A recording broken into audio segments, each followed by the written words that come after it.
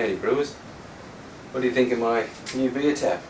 That was kindly made for me by 3dprinthomebrew.etsy.com, Mr. Darcy Flynn. So I am really happy. Oh, like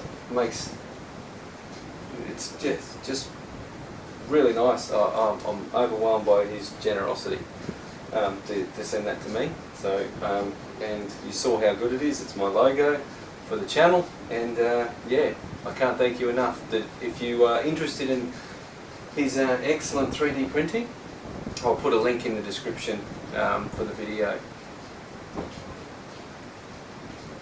This is the Cooper's Extra Strong Vintage Ale.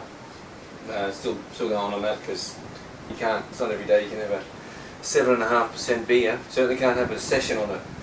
So today is just a simple home brew. I just want to see, with the price of everything going up, so cheapest homebrew kit you can get is this Woolworths or supermarket branded lager, and as I've said before, it is a really good base model kit for being able to really do what you want with it. It's low bitterness. It's probably less bitterness than the Cooper's lager.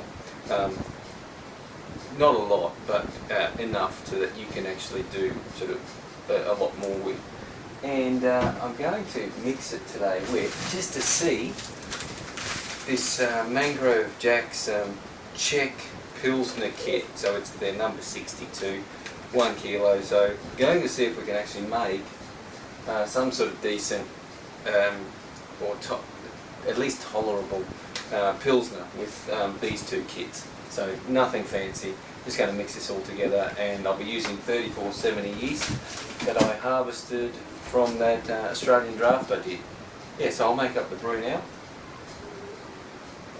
You've seen me mix 3 things before, being malt and hops and yeast and water, or 4 things. So I won't bore you with that.